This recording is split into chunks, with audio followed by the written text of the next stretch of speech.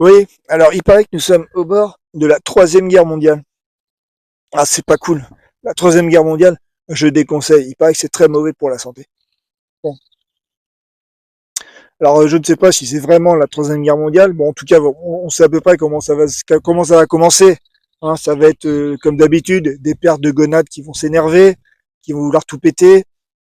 En plus, là, voilà, avec les grosses bombes qu'ils ont, ça va faire 1 milliard de morts. Ça va être chiant. 1 milliard de morts, je déconseille. Ça a l'air trop chiant. Bon, comme d'habitude, que se passe-t-il lorsque la danse du pan des hommes ne fonctionne plus, lorsque leurs mensonges ne fonctionnent plus? Ils se perchent, ils se perchent, ils se perchent. Ils ont l'instinct de la domination, oui, l'instinct de la distinction, oui. Ils se perchent, ils se perchent, ils se perchent, ils se perchent, ils se perchent. Ensuite, la guerre, la guerre. Lorsque leurs mensonges ne fonctionnent plus, ils se perchent.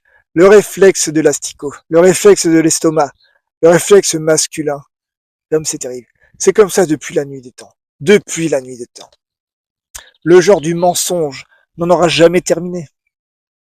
Et là, bon, bah voilà, comme d'habitude, cette guerre sera provoquée par des hommes. Bon.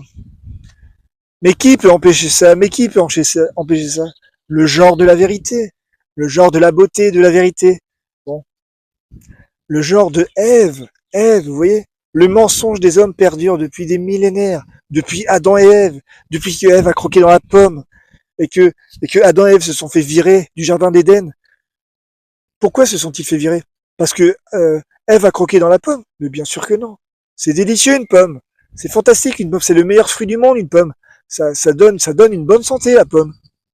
Vous voyez? Pourquoi ils se sont fait virer du jardin d'Éden? Parce que Adam, il matait le cul de Ève. Voilà pourquoi. Et ensuite, il a menti à Ève. Il lui a dit, c'est de ta faute. C'est de ta faute. C'est parce que t'as croqué dans la pomme. Bien sûr. Espèce de menteur.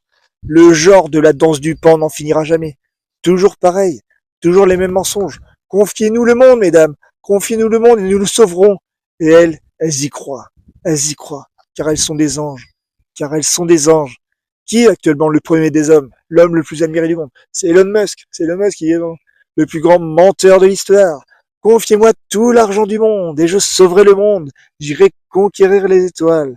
Évidemment que non. Évidemment que non. Ce mensonge nous mène à la prochaine guerre. Évidemment. Lorsque le mensonge ne tient plus, eh bien, la guerre efface les preuves. Toujours pareil. Toujours pareil. Donc que faire? Que faire? Que faire pour empêcher cela? Il y a une chose qu'on pourrait faire, envoyer un message au monde. Avons-nous encore besoin d'assurer autant de droits et de libertés au genre du mensonge? On peut établir, vous savez, un premier bilan de cette domination masculine qui dure depuis des millénaires. Quel est le premier bilan qu'on peut établir? Un monde en train de crever, du réchauffement climatique, de l'extinction massive, un monde au bord de la troisième guerre mondiale, de la destruction totale, parce que ces hommes ont trouvé très malin de construire des épées de Damoclès nucléaires qu'on a tous au-dessus de la tête. C'est très malin d'avoir fait ça. Merci les hommes. Donc avons-nous encore besoin d'assurer autant de droits et de libertés à ce genre qui veut crever et qui veut emporter le monde avec soi? Avons-nous encore besoin de cela? Avons-nous encore besoin de cela? C'est aux femmes de se poser la question. Elles ne se poseront pas de la question parce que elles sont des anges. Elles sont des anges. Elles sont tellement gentilles. Elles continueront à se dire, mais non, ils sont pas comme ça. On va continuer de les croire. On va continuer à leur assurer le plus de liberté et de droits possible. Ils sont gentils. Ils sont pas tous comme ça. Ah, vraiment, ils sont pas tous comme ça. Bien sûr. Bien sûr. Ils ont pas tous cet instinct de la domination. Vous êtes sûr de ça? C'est après le procès de Mazan, il y a eu un manifeste féministe, hein, signé par 200 hommes, disant que il n'existe pas d'instinct de domination masculine. Ah, formidable, formidable. 200 artistes très importants ont signé cette tribune dans Libération. Heureusement que plus personne ne lit Libération. Hein. Parce que si c'est pour lire ce genre de conneries, ah, il n'existe pas d'instinct de domination masculine. Ah, vous êtes sûr de ça? Ça, c'est les hommes qui s'acquittent. Les hommes qui s'acquittent. Les hommes qui s'acquittent tout seuls. Deux, des millénaires de domination masculine pour en arriver à un texte disant il n'existe pas d'instinct de domination masculine. Nous nous acquittons, mesdames. Nous nous acquittons.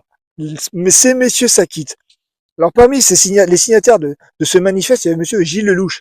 Ah, je suis certain que Monsieur Gilou est un homme déconstruit. Je suis certain qu'il n'a pas l'instinct de la domination masculine. Je peux prouver très facilement que Gilles Lelouch a l'instinct de la domination masculine. Vous savez comment faire? Très simple. Si c'est Gilles Lelouch, je vais le voir, je le regarde dans les yeux, je lui dis, ta mère c'est une pute. Vous savez comment il réagira? Il voudra me tuer immédiatement. Vous voyez? Alors que si je fais la même chose avec une femme, et ça serait le cas pour les trois quarts des hommes, hein, et le quart restant, je n'aurais pas beaucoup de mal à les faire sortir de leur gond, car les hommes ont l'instinct de la domination, ils ont l'instinct performatif, ils ont la pensée en couloir, d'accord? Dès qu'ils ont eu la moindre adversité, ils veulent la détruire, ils veulent l'écraser. Vous voyez? C'est ça un homme. C'est ça un homme. Alors que si je fais la même chose avec une femme, alors il y en a qui voudront me rentrer dedans, certes. Si je veux voir une femme et que je la regarde dans les yeux et que je lui dis, ta mère c'est une pute, qu'est-ce qu'elle va faire? Premier réflexe, elle va avoir l'esprit contextuel. Contextuel. Pas l'esprit couloir, pas l'esprit performatif, non. L'esprit contextuel.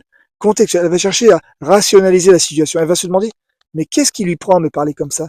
Elle va rechercher les sentiments qui m'animent. Elle comprendra très rapidement que ce n'était qu'une expérience sociale. Vous voyez? Ce qui fait des femmes, dans un monde aussi merdique, ce qui fait des femmes le genre supérieur. Supérieur. Comment se fait-il que les femmes actuellement aient autant de droits et de libertés que les hommes? Ce n'est pas un accomplissement que l'égalité des droits entre les hommes et les femmes. Ce n'est pas un accomplissement. C'est un affront. C'est un affront envers elles. Elles méritent bien plus que ça. Qui sommes-nous pour croire que nous avons le droit à autant de libertés et de droits qu'elles? Nous qui sommes à deux doigts de détruire le monde. Comme d'habitude. Comme d'habitude. Vous voyez? Elles ont l'esprit du pathos. Nous avons l'esprit du nomos. Nous voulons réglementer le monde. Nous voulons réglementer le monde. Dès que nous faisons face à l'adversité, nous voulons écraser l'adversité. Nous avons ce réflexe. Les femmes n'ont pas cela. Les femmes n'ont pas cela. Les femmes voient l'adversité comme une richesse. Vous voyez? Les femmes voient l'adversité comme quelque chose avec lequel elles peuvent, comment dire, voilà, elles peuvent interagir. Vous voyez? Elles sont comme ça. Donc, dans un monde au bord de la troisième guerre mondiale, avons-nous encore besoin du genre performatif? Avons-nous encore besoin d'assurer autant de droits et de libertés au genre performatif? La question se pose. Et se pose à ces mesdames, pas à ces messieurs, parce que ces messieurs, ils ont la solution, ils ont la réponse, ils vont dire oui, oui, oui. Non, non, c'est pas eux de se poser la question. C'est pas eux d'y répondre. Ok?